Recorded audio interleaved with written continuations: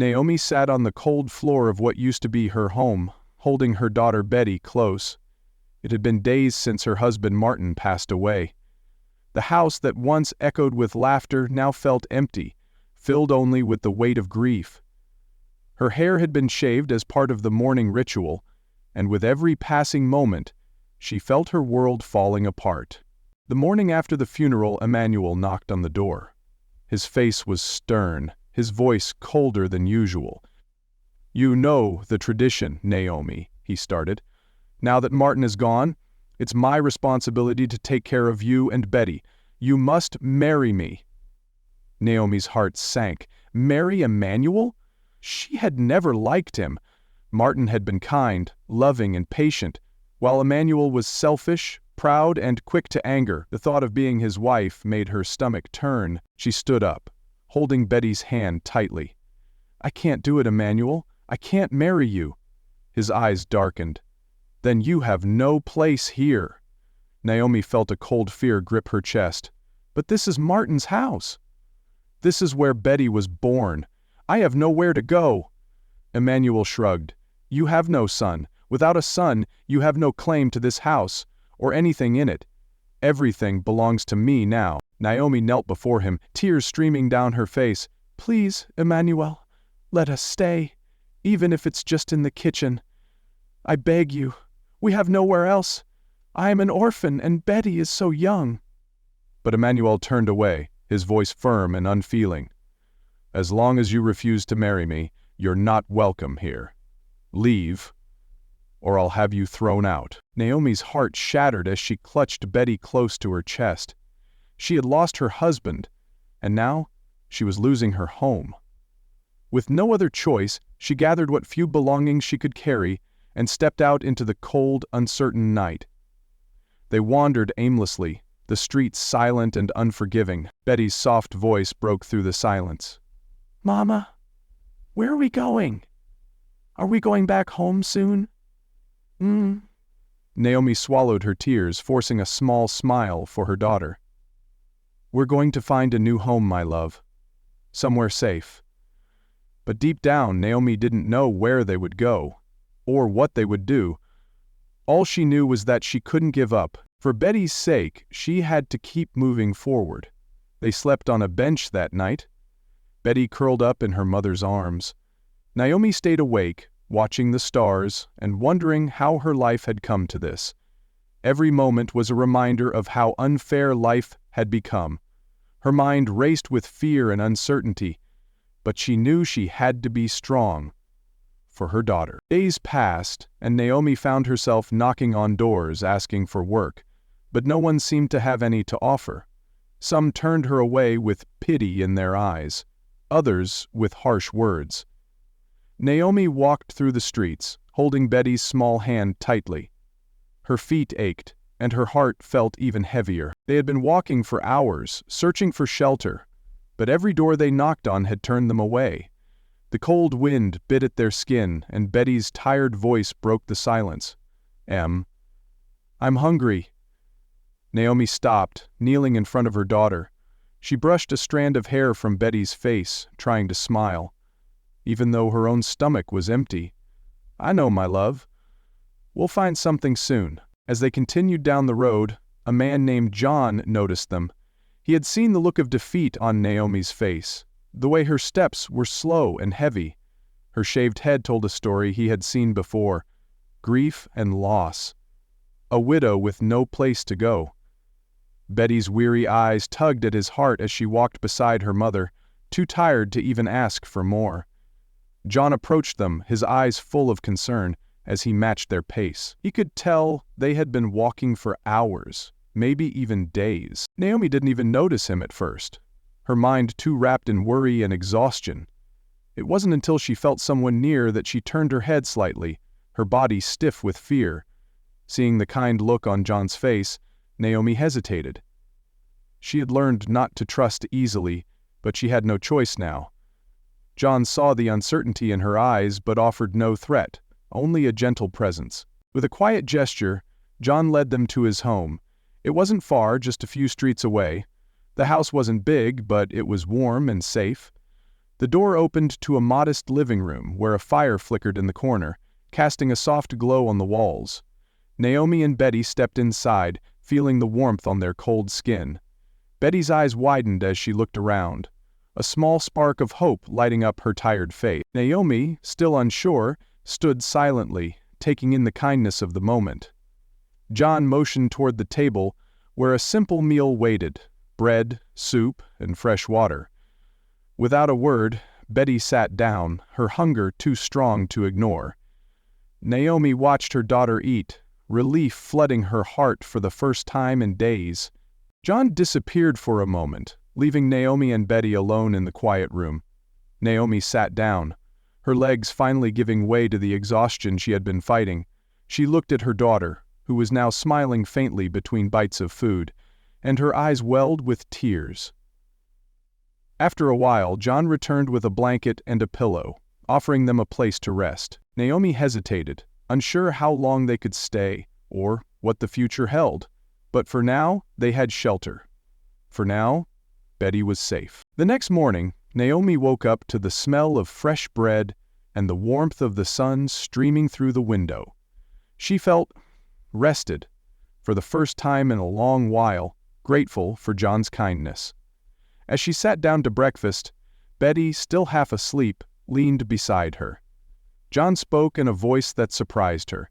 He told her that he had already fallen in love with her, that from the moment he saw her and Betty on the street, he knew he wanted them to stay with him forever. Naomi was stunned. She didn't expect this. Her heart raced, unsure of what to say. She barely knew him, and the idea of love felt foreign, especially after just losing Martin. Though she didn't love John, his offer felt like the only safety she had. She was an orphan, with nowhere else to go. After everything Emanuel had done, after being cast out of her own home, this felt like her only option. Reluctantly, Naomi agreed. She had to think of Betty, of their future, and with John offering stability, it seemed like the best choice. Though hesitant, she moved into the rhythm of life with John. They became a couple, and at first everything seemed fine. John treated Betty well, and Naomi started to believe that maybe, just maybe, she could build something new here, even if her heart wasn't fully in it. But soon, whispers reached her ears. People in the neighborhood started talking, saying they had seen John out late at night at bars and hotels with other women. At first, Naomi refused to believe it. John was kind to her, and he had promised to take care of them. She couldn't imagine that he would betray her trust. Then the signs became harder to ignore.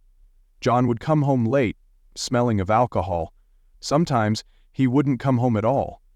And when Naomi asked where he had been, his excuses felt thin, like he was hiding something.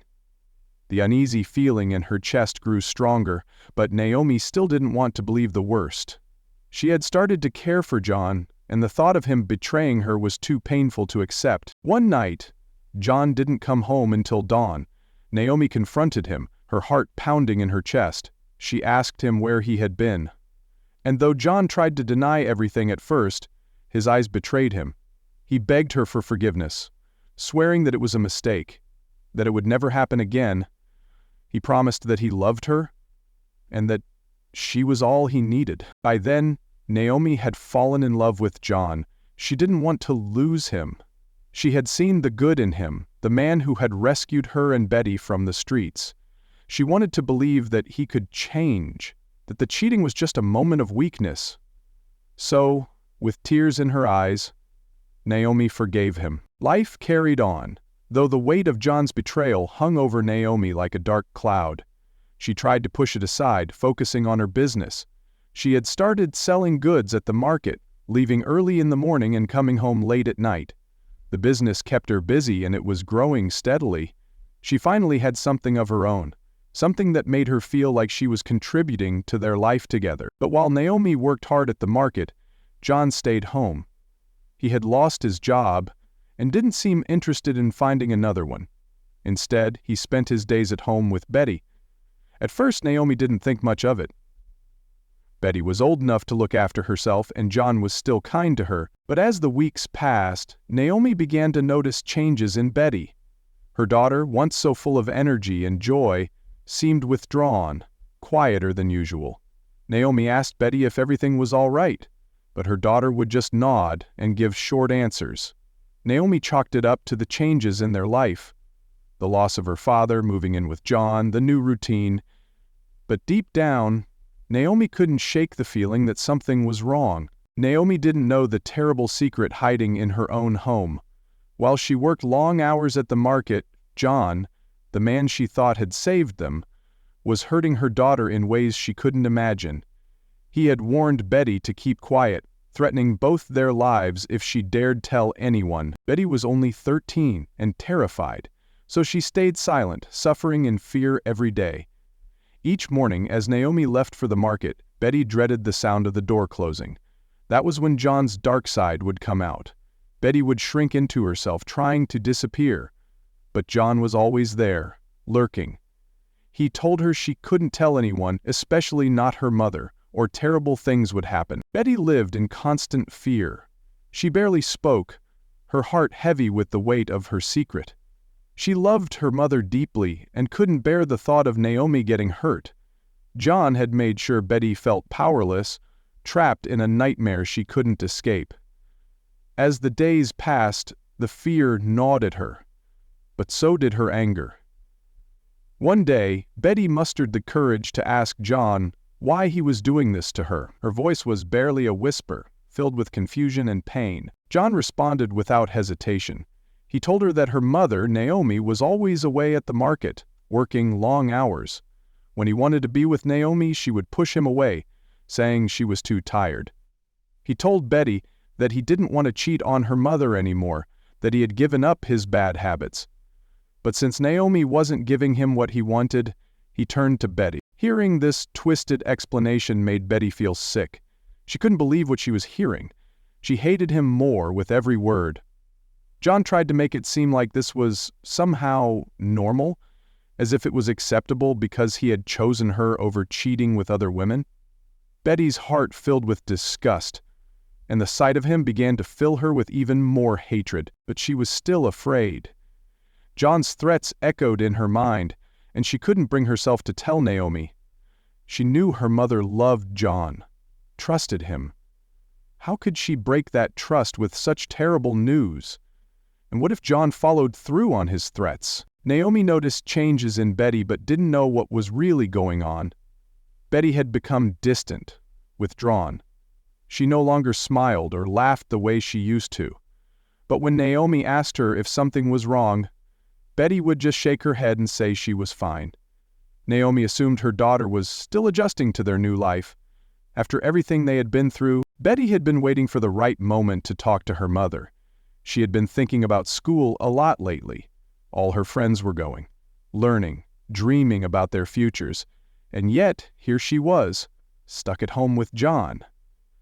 Now that Naomi was earning more from her business, Betty believed there was a chance for her to go back to school and live a normal life, away from the nightmare she was trapped in. One evening, after Naomi came back from the market, Betty gathered all her courage and spoke up. She asked her mother if she could finally be enrolled in school, now that Naomi was making more money. Betty's voice was filled with hope, longing for a way out of her miserable situation. She wanted to escape, to have something that gave her purpose and took her away from the darkness in their home. But Naomi shook her head, her voice tired as she explained that the money she earned wasn't enough. She was stretched thin, and now that John was jobless, she was the one taking care of everything, including his aging parents. Betty felt her heart sink. How could this be? How could her mother choose to take care of John's family while she was being left behind? Betty stared at her mother in disbelief. Shock and frustration bubbled up inside her. She could no longer hold back her feelings. "Mother, why don't you leave this man?" she asked, her voice trembling with a mix of anger and pain. "Why are we still here suffering? You're taking care of him and his family, and for what? He doesn't even contribute. He's out there drinking and making a fool of himself every day. He's useless. I don't like him." Naomi's face hardened. She was not used to Betty speaking to her like this, and the frustration of the day combined with the stress of her life boiled over. Without thinking, she slapped Betty across the face. The sound echoed in the room, leaving a painful silence in its wake. Betty's hand flew to her cheek, her eyes wide with shock and hurt. Tears welled up instantly, and she ran to her room, her heart pounding in her chest. She couldn't believe her mother had hit her. The slap wasn't just painful, it was a sign of everything that was wrong in their lives. How could her mother defend John, the man who was destroying them? How could she put him before her own daughter? That night, Betty lay on her bed, staring up at the ceiling as tears streamed down her face. She wished more than anything that God would take her away from this world. She felt so alone, trapped in a life filled with pain and suffering. She couldn't bear it anymore. John had taken everything from her, and now it felt like her mother was slipping away too. Betty's mind raced with questions she couldn't answer. Why did her mother stay? Why didn't she see how much they were suffering? Wasn't she enough for her mother? Wasn't her happiness and future more important than taking care of John's family? The pain in her chest grew heavier as she thought about all the missed opportunities, all the dreams that were slipping away. She thought about the other kids her age, how they were in school, playing, learning, growing, and moving forward with their lives. But here she was, stuck, with no way out. The thought of facing another day in this house with John and the secrets she carried felt unbearable. Betty whispered a prayer, her voice cracking as she begged for something to change, for an escape from the misery that had taken over her life. All she wanted was peace, a chance to be happy, to live without fear, and to be free from the nightmare that had consumed her. The next morning, as soon as Naomi left for the market, Betty was alone in the house with John. He had been waiting, and his expression was dark. He stormed into the living room, where Betty sat trembling. Without warning, John grabbed her by the arm, his grip tight and cruel. He told her he had heard everything she said to her mother the night before.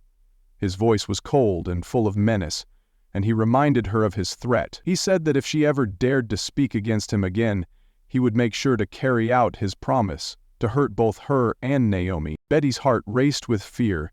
She could feel the threat hanging in the air like a heavy weight. But John wasn't finished. His anger took over, and he lashed out, doing unspeakable things to her.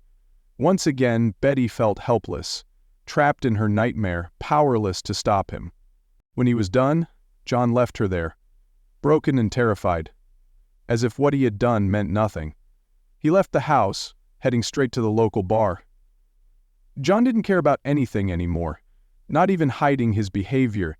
He had stolen money from Naomi's savings that morning and was now using it to buy drinks, laughing and spending the day in the company of other drunkards. While Betty remained at home, dealing with the pain of what had just happened, she sat alone in the living room, her body aching and her heart shattered.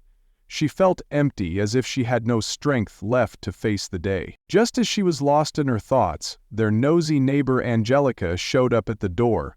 Angelica had a reputation for sticking her nose into other people's business. She was always watching and listening, eager to hear about the troubles of others. Normally, Betty would have tried to avoid her, but today she didn't have the energy. Angelica came in, her eyes sharp as she scanned Betty's face. She immediately sensed something was wrong. She asked Betty what the problem was, her tone persistent. Betty was terrified to tell the truth, afraid of what John might do if he found out she had spoken about him.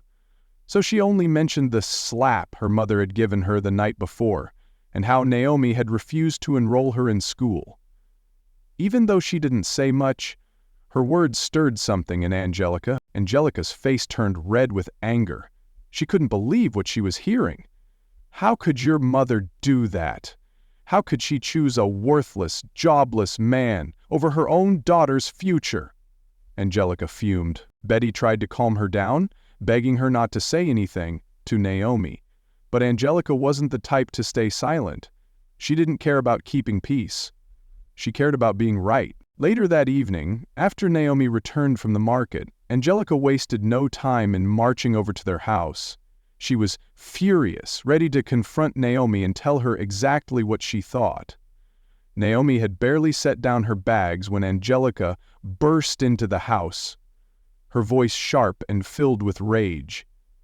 "How can you call yourself a mother?" Angelica's voice echoed through the small living room. "And you're letting that useless man, that good-for-nothing John, run your life, while your own daughter suffers. You choose him over her education, over her future. You're a disgrace." Naomi was stunned, standing frozen in the middle of the living room as Angelica's harsh words hit her like stones. Angelica was relentless, her voice rising with every accusation. She called Naomi all sorts of names, accusing her of being a useless mother who was blind to the damage John was doing. Angelica didn't hold back, bringing up the fact that Naomi was taking care of John and his parents while her own daughter was being neglected, denied an education, and left to suffer. Betty stood silently in the corner, her eyes wide and her heart racing as Angelica unleashed her fury. She had begged Angelica not to confront her mother, but now it was too late. Angelica had stirred up everything, and Betty could feel the tension in the room rising with each word. Naomi's face turned red, her hands clenched into fists, but she didn't say anything. She just stood there, listening to Angelica's insults, feeling the weight of her anger. When Angelica finally left, the door slammed shut behind her, and the house fell into an uneasy silence. Naomi turned slowly toward Betty, her eyes dark with rage. Without warning, she rushed at Betty, her voice shaking with anger. "You told her, didn't you? You went behind my back and told her everything." Naomi's voice was like thunder, her anger boiling over. Before Betty could say a word, Naomi's hand struck her across the face, the slap harder than before. Betty staggered back, her cheek burning from the impact, tears already welling up in her eyes. But Naomi wasn't finished. In her rage, she grabbed Betty by the arm and began beating her, unleashing all of her frustration and anger on her daughter. When Naomi finally stopped, out of breath and shaking, Betty lay on the floor, crying quietly. Her body ached, and her heart felt heavy with sorrow. She couldn't understand why her mother, the one person who was supposed to protect her, was hurting her so much. Naomi stood over her, still seething, as if Betty were the cause of all her problems. "Don't think you're getting any food tonight," Naomi spat, her voice cold and distant. "You want to talk behind my back? You can go hungry. Maybe then you'll learn your place." With that, Naomi stormed out of the room, leaving Betty alone on the floor. The pain in her body was nothing compared to the pain in her heart. She had hoped things would get better, that somehow her mother would see the truth about John. But now everything seemed worse than ever. Betty's stomach growled, but she knew she wouldn't be getting any food that night. The hunger was just another punishment in a house that no longer felt like a home. Betty cried softly into the silence, feeling more trapped than ever. She didn't know how much longer she could endure this. She thought about the time before John came into their lives, when things were different, when her mother had been someone she could rely on. Now it felt like Naomi was slipping further and further away, consumed by her attachment to John and blind to the suffering happening right in front of her. As the hours passed, Betty lay awake in the dark, her body aching, her stomach empty, and her mind racing with thoughts of escape. She couldn't keep living like this, but she didn't know how to break free. Every time she tried to speak up, she was silenced, either by John's threats or by her mother's anger. Betty prayed silently, wishing for a miracle, for something, anything, to change. After what felt like hours of lying in pain, Betty slowly picked herself up off the floor, her body sore from the beating Naomi had given her. She was too afraid to go near the kitchen for food, knowing her mother had forbidden it. The house felt colder and more suffocating than ever before. Betty had never felt so alone in her life. She missed the days when her mother had been loving, when they had shared laughter and comfort. But those days seemed like a distant memory now. Later that night, when Naomi finally returned to the living room, her anger had not cooled. She stared at Betty with a coldness in her eyes that frightened her. Naomi's voice cut through the silence like a knife. "I've had enough of you," Naomi spat, her voice filled with bitterness. "You think you can talk back to me? that you can disrespect me in my own home? If you don't like it here, then leave. Get out." Betty's heart stopped. She had never expected her mother to go this far. She blinked, trying to process what was happening, but the pain in Naomi's words was clear. Naomi grabbed Betty's arm and practically dragged her toward the door. Before Betty could even say a word, Naomi pushed her outside, shutting the door behind her with a harsh bang. Betty stood there, shocked and shivering in the cool night air, staring at the closed door. She had nowhere to go. No family, no friends. The only person she could think of was Angelica, the same neighbor who had confronted Naomi earlier that day. With heavy steps and tears streaming down her face, Betty began walking toward Angelica's house. It wasn't far, but every step felt like a mile. She felt lost, broken, and utterly alone. Her mother had thrown her out, choosing John and his family over her. Betty's mind raced as she knocked on Angelica's door, hoping she hadn't made a mistake coming here. When Angelica opened the door, her sharp eyes softened the moment she saw Betty standing there, her face swollen from tears and her body hunched in defeat. Without hesitation, Angelica pulled Betty inside and wrapped her arms around her. Angelica, who had no children of her own, gently led Betty to the couch and sat beside her, listening as Betty sobbed, the weight of everything finally coming out. Betty told her about the slap, the beating, and how Naomi had thrown her out of the house. She didn't mention John's abuse. She couldn't bring herself to, not yet, but Angelica knew enough to understand that things were terribly wrong. Angelica's heart broke for Betty. She had always known something was off in that household, but she hadn't realized it was this bad. She looked at Betty, her heart swelling with both anger and compassion. "You don't have to go back there," Angelica said softly, brushing the tears from Betty's face. "You'll stay here with me. I don't have much, but I'll take care of you, child. No one should treat you the way your mother has. You're safe here." Betty couldn't believe what she was hearing. For the first time in what felt like forever, someone was offering her kindness, without expecting anything in return. Angelica had always been a bit nosy, but now Betty saw the caring side of her that she had never really noticed before. Betty nodded through her tears, feeling a sense of relief wash over her. Angelica had no husband or children, and she had always longed for someone to care for. In Betty, she saw a young girl in desperate need of love and protection. That night, Angelica made up a bed for Betty in the spare room and prepared a warm meal for her. It wasn't much, but to Betty, it felt like a blessing. For the first time in a long time, Betty felt safe. As she lay in bed that night listening to the comforting sounds of Angelica moving around the house, Betty felt a flicker of hope she hadn't felt in years.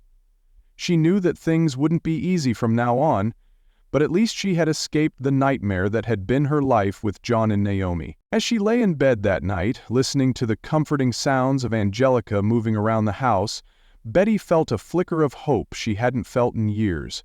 She knew that things wouldn't be easy from now on, but at least she had escaped the nightmare that had been her life with John and Naomi. Angelica wasted no time enrolling Betty in school. She knew how much it meant to the young girl to have a chance at education, something Naomi had denied her for so long. Betty was nervous at first, having missed out on so much, but Angelica encouraged her every step of the way. She bought her school supplies, uniforms, and everything Betty needed to succeed. Betty was finally able to focus on something other than the pain of her past, and she threw herself into her studies. As time passed, Angelica's life began to change too. Shortly after enrolling Betty in school, Angelica got a job offer she never expected. It was a well-paying position at a reputable company, and it seemed like everything was falling into place. Angelica smiled to herself, convinced that Betty had brought her good luck. She had never had such fortune before, and now with Betty by her side, things were looking up. With her new job, Angelica was able to afford more than she ever dreamed of. She rented a beautiful apartment in a better part of town, far away from the neighborhood where Naomi and John still lived. It was a fresh start for both of them. The apartment was bright and full of life. a reflection of the new chapter they were beginning together. Betty couldn't believe how much her life had changed in such a short time. The days of living in fear under John's roof were behind her, and now she had a future to look forward to. After Betty and Angelica moved away, things started getting worse for Naomi.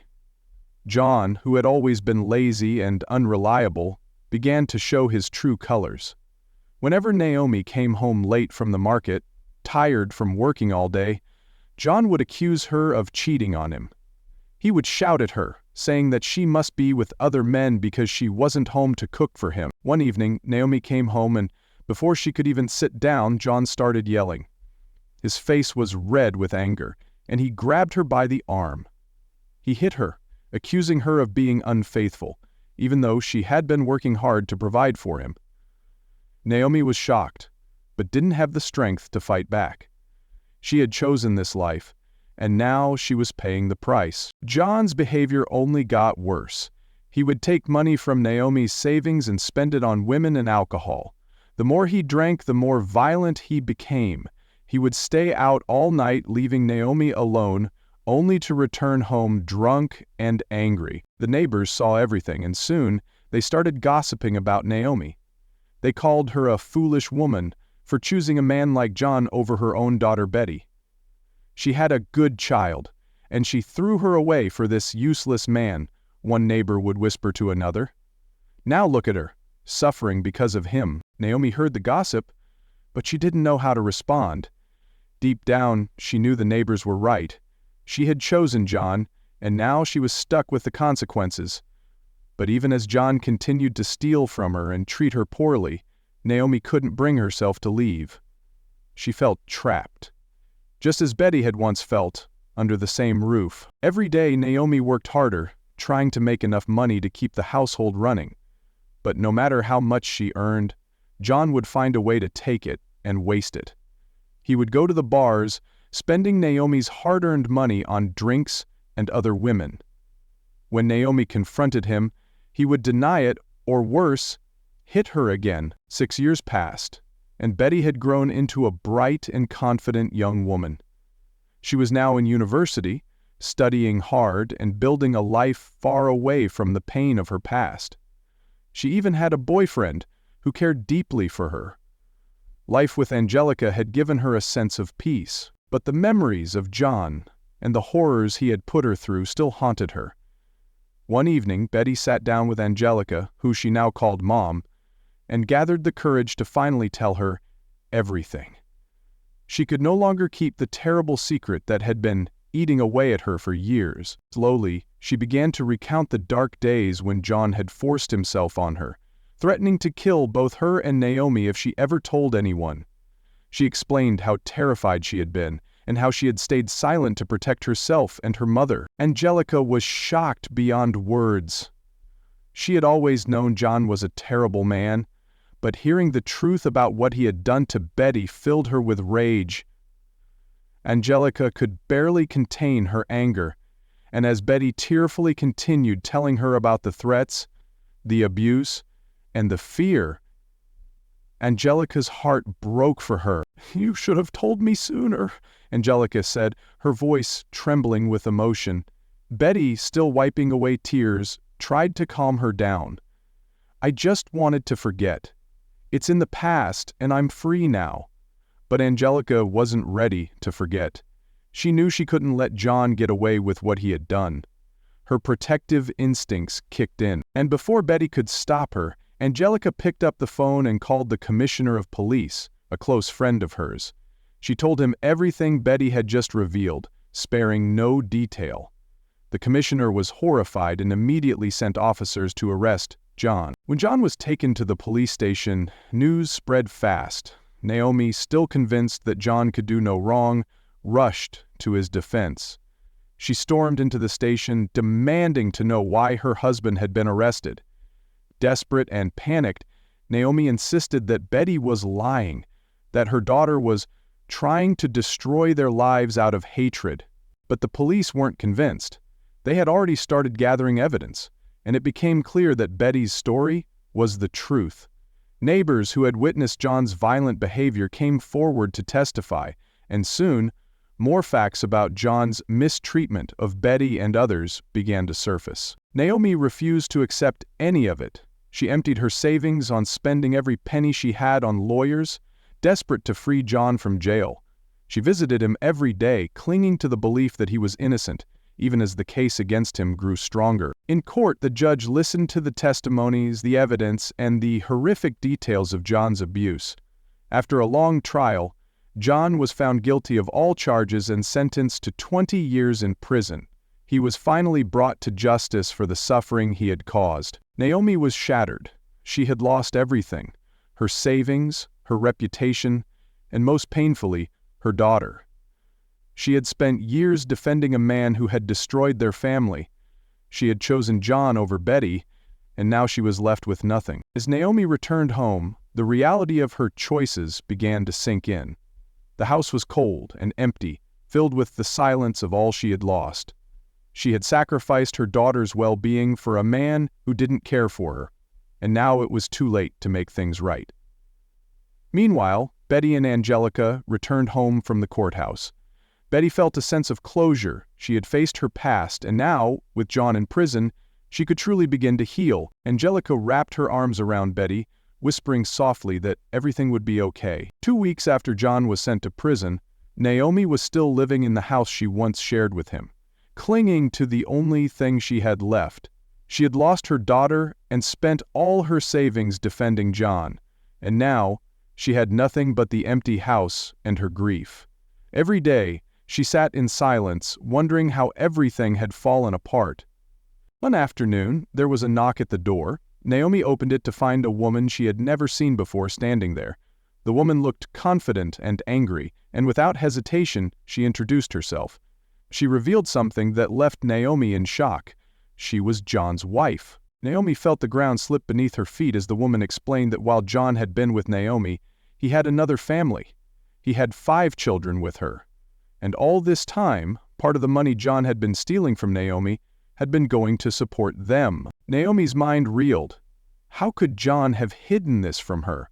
How could she have been so blind? The woman stood tall, her face hard with contempt, as she demanded that Naomi leave the house immediately. She claimed the house belonged to her and her children, not to Naomi. But Naomi refused. She had been through too much, sacrificed too much. And despite everything, she wasn't about to leave the only place she had left. But the woman was having none of it. She gave Naomi a cold stare and left, but not before telling her that she would be back to deal with her the next day. True to her word, the woman returned. This time, she wasn't alone. 2 large, intimidating men followed her. Naomi watched in fear as they stepped inside the house. She knew what was coming, but there was nothing she could do to stop it. "You need to leave now," the woman demanded again, this time with the men backing her up. Naomi pleaded with her, trying to explain that everything in the house was hers, that she had bought the furniture, the appliances, even the clothes on John's back. But the woman didn't care. She was determined to take what she believed was hers. Naomi clung to her dignity as long as she could, but the men weren't going to listen. They grabbed her belongings, shoving her clothes into bags while Naomi watched in helpless silence. The woman stood nearby, arms crossed, looking satisfied with herself. After what felt like hours, the men had finished. Naomi was left standing in the doorway, clutching only a few bags of clothes. They hadn't let her take anything else. Not the furniture, not the dishes, not the things she had worked so hard to provide for John and herself. Everything she had built, everything she had sacrificed for, was being taken away from her, and she couldn't stop it. As the men shoved her out the door, Naomi turned back one last time, tears welling up in her eyes. She had given her life to John, had defended him, stood by him, and now she was being thrown out like she didn't matter. The house that had once been hers was no longer home. She was a stranger now, left with nothing but her clothes and the weight of her regret. With heavy steps, Naomi walked down the street, unsure of where to go or what to do next. The reality of her situation hit her hard. Joan had destroyed her life, and now, even in prison, he was still taking everything from her. Naomi, desperate and broken, went to Angelica's house to beg for forgiveness. When she arrived, the security guard told her that Angelica and Betty had moved abroad. Angelica had gotten a new job, and they had relocated weeks ago. Naomi stood in shock, realizing she had lost her last chance to make things right with Betty. With nowhere else to go and no one left, Naomi walked away knowing that she would never see her daughter again. She was left to face the consequences of her choices alone. As for Emanuel, he wandered down the road lost in his regrets about how he had treated Naomi and Betty. His mind was full of guilt, the weight of his mistakes pressing down on him. Suddenly, a speeding car came out of nowhere. Before he could react, it struck him with a violent force. Emanuel died instantly, his regrets dying with him in that single moment. This story teaches that the choices we make, especially when driven by selfishness or neglect, carry lasting consequences that can never be undone. It reminds us to value those we love, treat them with kindness, and seek forgiveness before it's too late, for regret can weigh heavy when there's no chance to make things right. Dear viewers, if you enjoyed this story, please like, share, and subscribe. Don't forget to turn on notifications for more inspiring tales. Stay blessed and thank you for your support.